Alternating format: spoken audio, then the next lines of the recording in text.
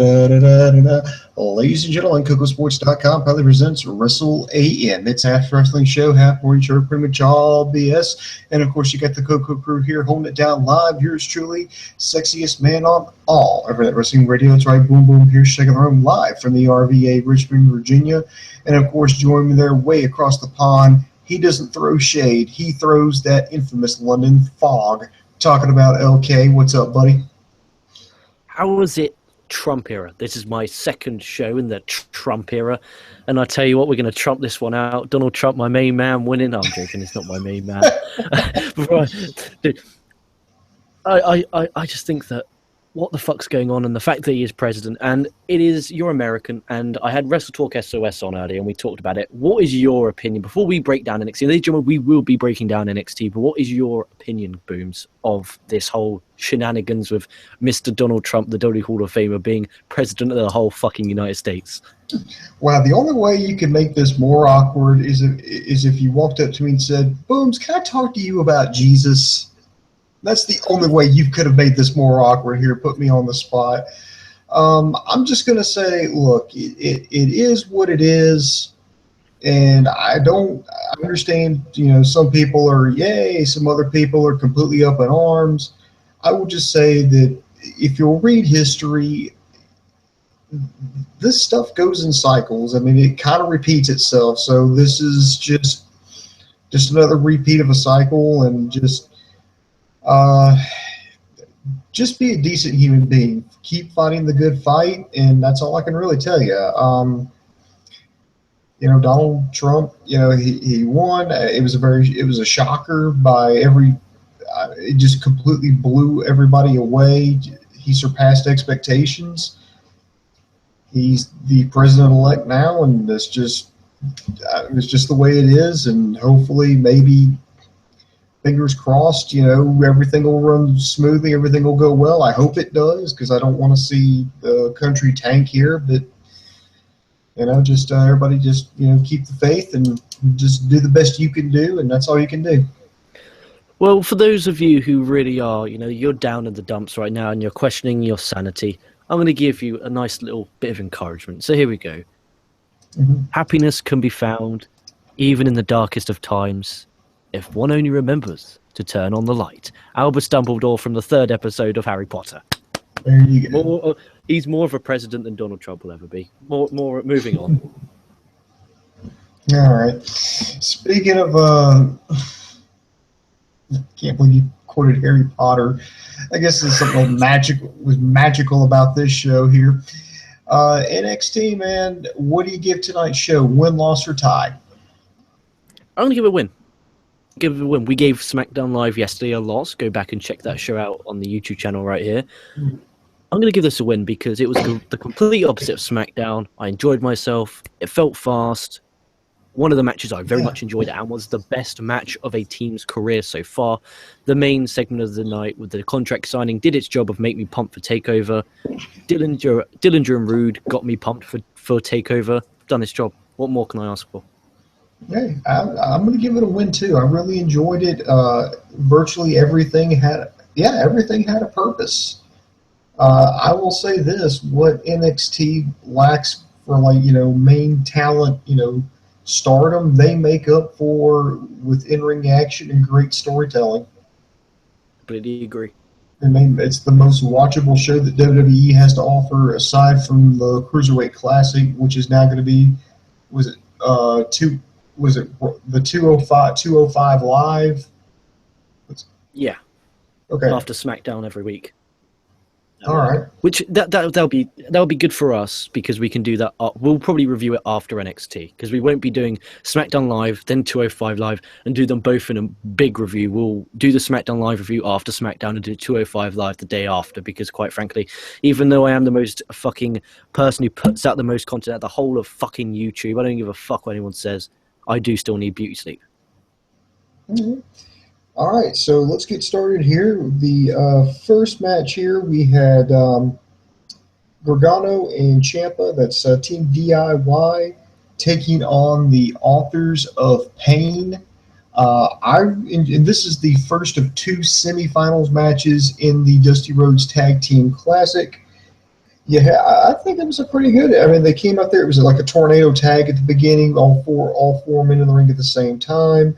The turning point early on was when Johnny Gargano was used as a battering ram and thrown up against Tommaso Ciampa from the outside of the ring to the inside of the ring. I thought that was kind of cool. From there, they slowed down the match and started working a slower pace. They started working on Gargano. Gargano managed to get the hot tag. Ciampa comes in to clean house. He hit a amazing German suplex on Razor. Then they teased a double spot where I think it was Razor had, I think it was Gargano on his shoulders and Ciampa on here, and they did a Samoan drop slash overhead toss at the same time, which I thought was really cool. They went to the outside. They hit the double. They threw, I think it was Rezar back in. They hit their finisher, that double kick in the middle of the ring. Paul Ellering provided the distraction. He didn't notice the pin going on the ring. The Revival, they pulled a Young Bucks. They came out from under the ring. They hit DIY with a DDT on the outside. This allowed the Authors of Pain to hit the last chapter. They scored the win, so they're going to the finals. I enjoyed that. I think this was the longest match that the Authors of Pain have actually wrestled. They looked well in it. They did well selling for their opponents because that's something they really haven't done before. But they sold for DIY. They looked a little bit vulnerable, but they're still monsters.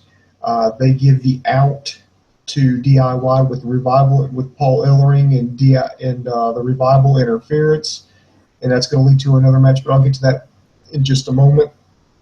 So I think it was a great way to start the show. I really love the Dusty Road Tag Team Classic. I mean, they're starting to get some of these other tag teams over.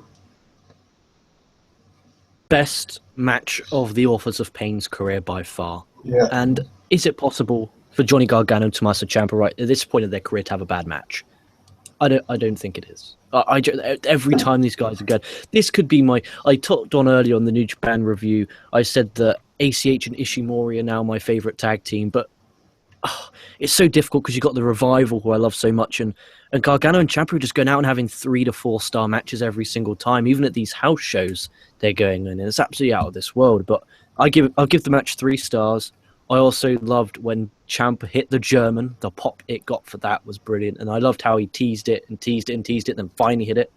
I really enjoyed that match. Great opener, great match. Mm-hmm. Next, we go to like a little backstage, it's an interview with Ty Dillinger. I liked it. It was short, sweet, to the point.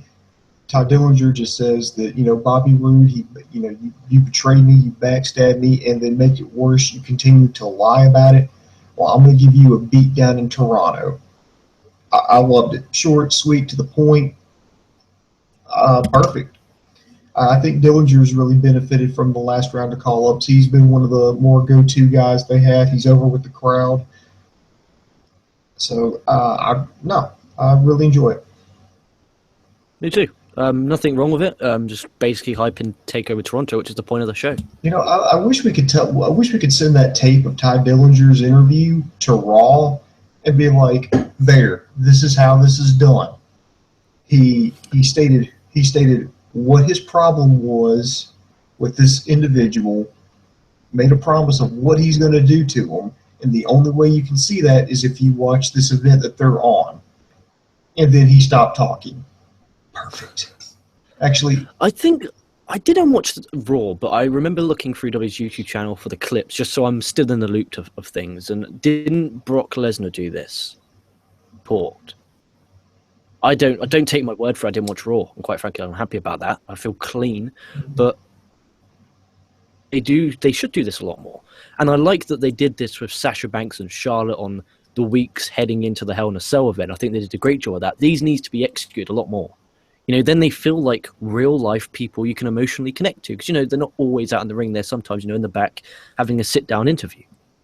Like, I remember Michael Cole on WWE.com every, like, a Thursday or something, had a sit-down interview with someone.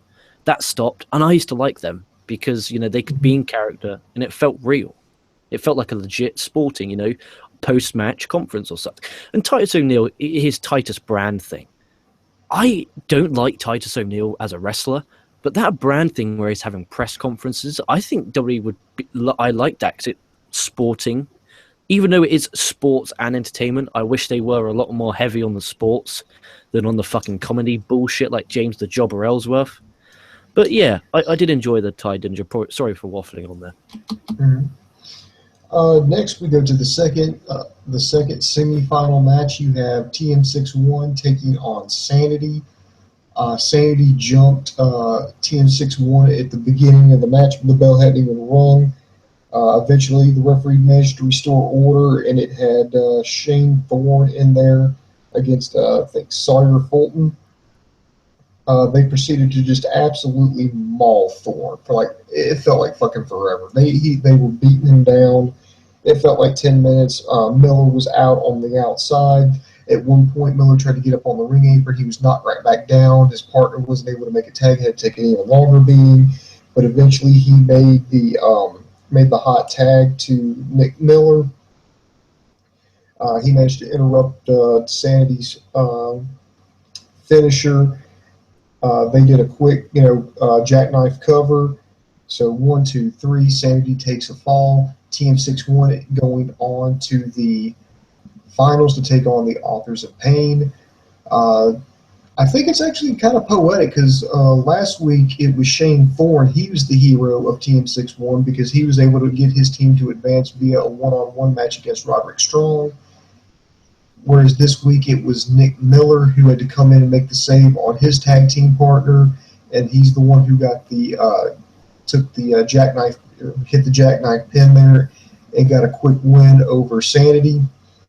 And by the way, I was going to ask you, one, what do you think about this matchup between TM61 and the Authors of Pain? We've already seen this before, and it didn't end well from TM61 last time. So what needs to happen now to make this match interesting?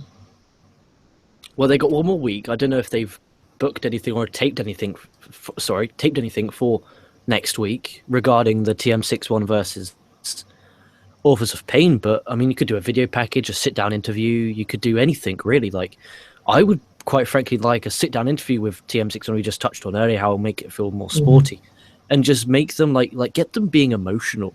Like, let them cut up crying, like saying, this is the biggest match of my career. If I win, we're immortal. And it will be the biggest match of our lives. And the only way you're going to watch that is on the network. I don't know. I see this as NXT's last attempt of making us care about TM61. And I hope they do, because I really enjoyed Thorne's match against Roddy Strong last week on NXT. And I enjoyed, as such, this match. I thought it was a bit too draggy for me at certain points when it was the heel heat stint, but what can you do? And the landing that Miller had from the opening bell when he landed on the apron, damn, that was a nasty and hard landing. But what I did like is the heels cheated a lot. In NXT, this happens a lot. The heels always cheat. Here is another example. And I loved how, they could have got the win and celebrate, but they got the win. They got out of the ring because you're kind of still protecting Sanity, saying, look, these guys are so fucking dangerous that I can't even be in the same ring with them. So I thought that was a little good piece of storytelling that they did there. But overall, it wasn't bad. It wasn't good. I just thought it was a bit draggy. That leads me to another question here. What do you think about Sanity, just have their overall presentation? Oh, their presentation is brilliant. I thought their presentation's better, believe it or not, at the Full Sail, with the Full Sail fuckers.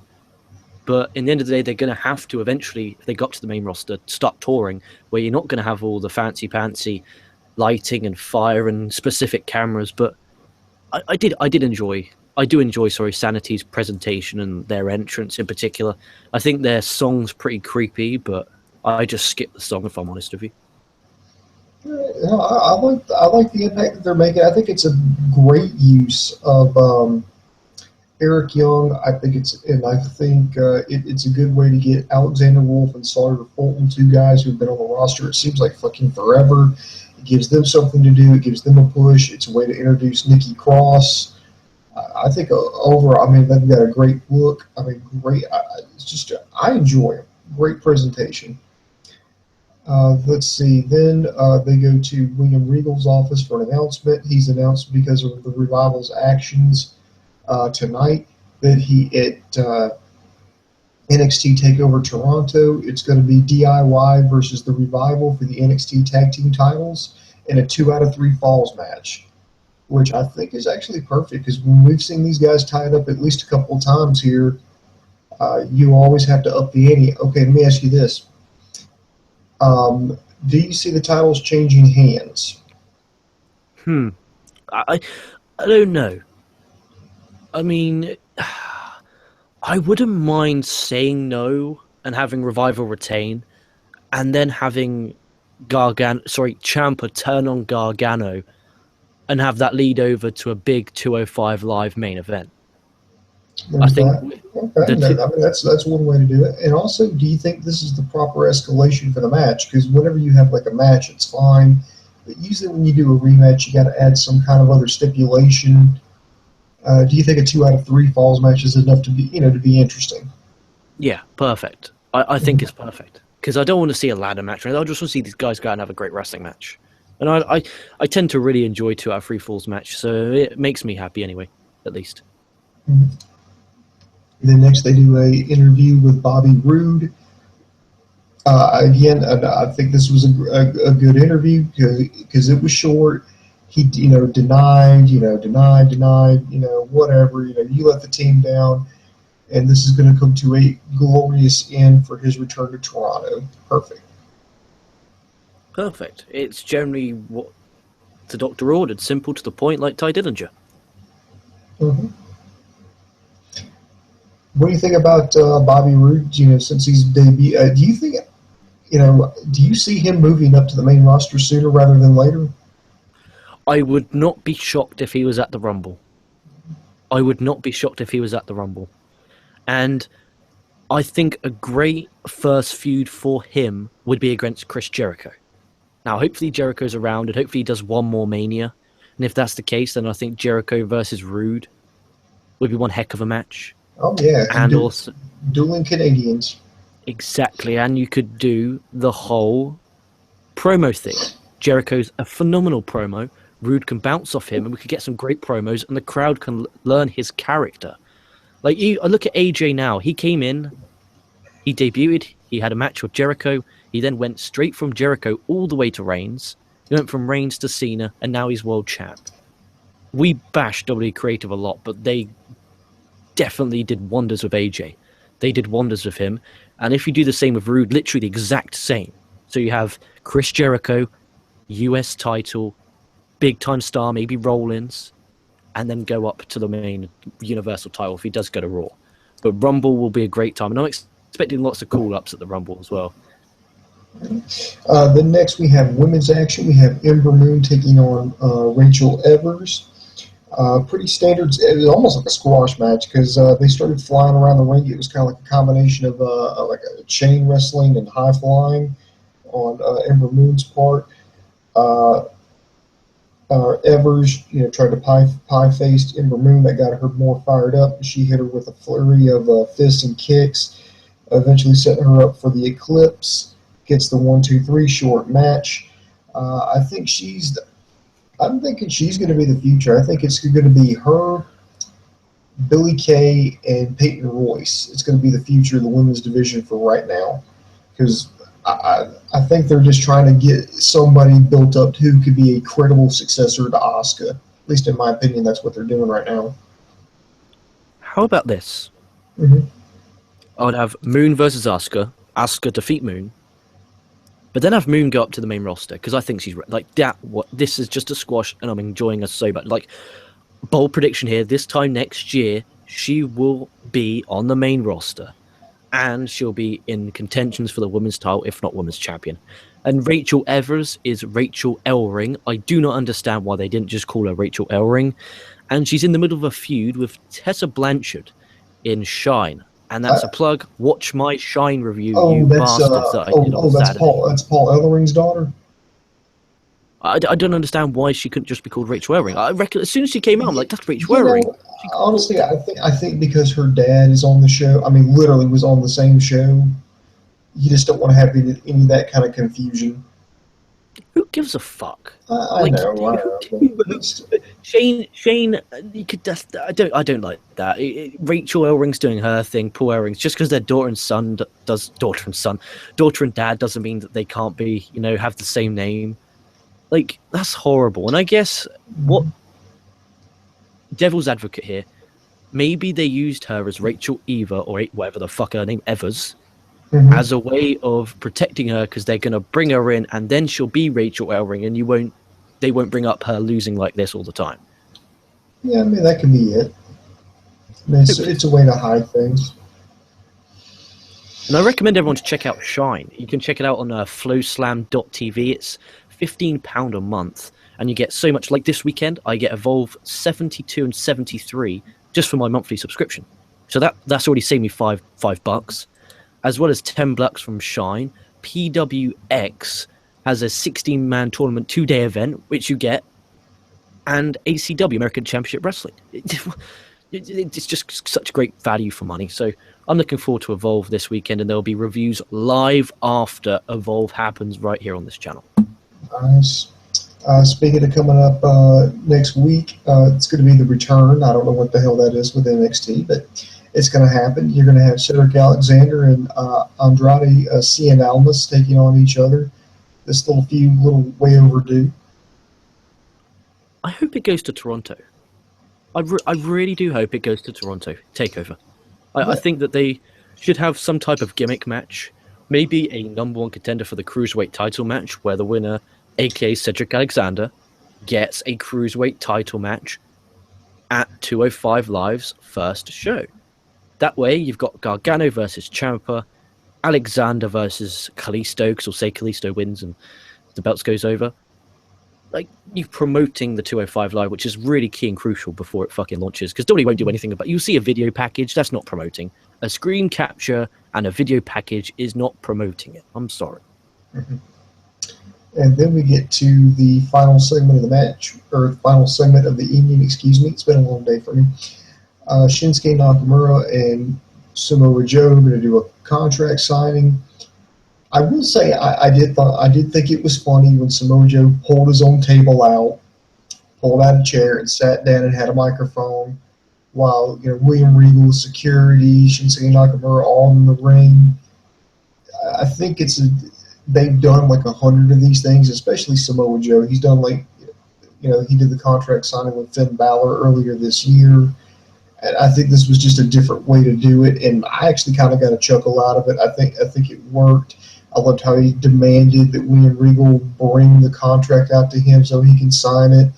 And then Nakamura, he laid out like 6 security guards, which I kind of didn't like, because it's like William Regal's just letting that happen. It's just, okay, here's a guy, here's your champion hitting other employees. It's like, why would you let that happen? But, oh well, but it goes off the air with Nakamura standing tall. But I'm not a big fan of contract signings. I know with Dave Coco's eyes, that's an automatic loss for a show. But I like that there was a little bit more thought put into it than just the typical, okay, we're both going to get in the ring. We're both going to stare at each other awkwardly. I'm going to say something. Here, I'm going to sign. Okay, I'm going to respond. I'm going to sign again. Okay, guys, here's the match. And then play the music, and they stare at each other intently. I just like that they tried to do something different. Yeah, and I give him props for trying something different. And I just loved when Regal picked up the contract to walk back to the ring. His facial mannerisms were just like, fuck you. Well, literally, fuck you, you disrespectful prick, without saying it. The guy is one of the most underrated wrestlers of all time. William Regal and Goldust, I think, are so fucking underrated, it's not even funny. It's sad. But I like this also because you did a contract signing with a Japanese wrestler in an English-speaking company, and you didn't have the Japanese guy saying anything. Perfect. Like, if I'm writing for Nakamura on the main roster, what I hope they do is play to his strengths, which is everything. Switch to promos. Promos will always be his weakness because he's Japanese. It's not his fault. So by doing this, by making him be physical, you let Joe do all the talking. Simple. I really like that. It saved. We always talk about protecting them. That protected Nakamura a lot, and it made Joe look like such a prick, and it made me want to see Nakamura kill him at TakeOver. So, all in all, I was happy with the show. I would tell everybody to check it out, particularly just the semifinals for the Dusty Rhodes Tag Team Classic. You won't regret it. Women's match is a squash match, and then the ending, if you want to skip it, I wouldn't begrudge you. No, but I recommend to watch it because I think at least it got you a bit hyped. Because we're only, 9 days, or for me anyway, 9 days away from TakeOver. Mm-hmm. So, it gets you a bit excited. Yeah, a week from this Saturday. So, I'm looking forward to next week, though. Almas and Alexander. I've been looking forward to this for ages. Yeah, we're looking forward to that. Finally happening. I think that's going to do it.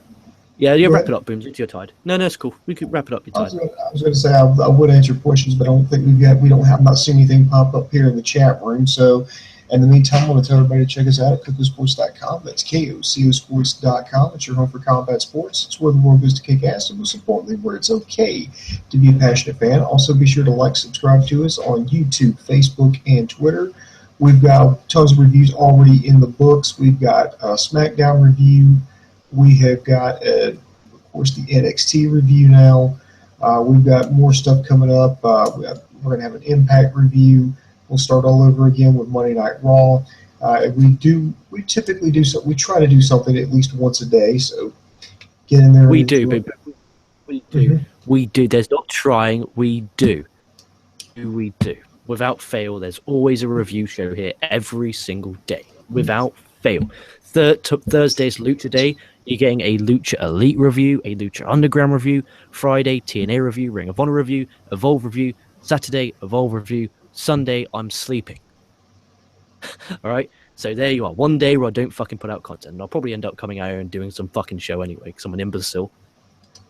All right. Well, kids, that's going to do it for us. So this is Booms for LK, Sammy Sister, and Dave Koco saying the boom just went bang, and I am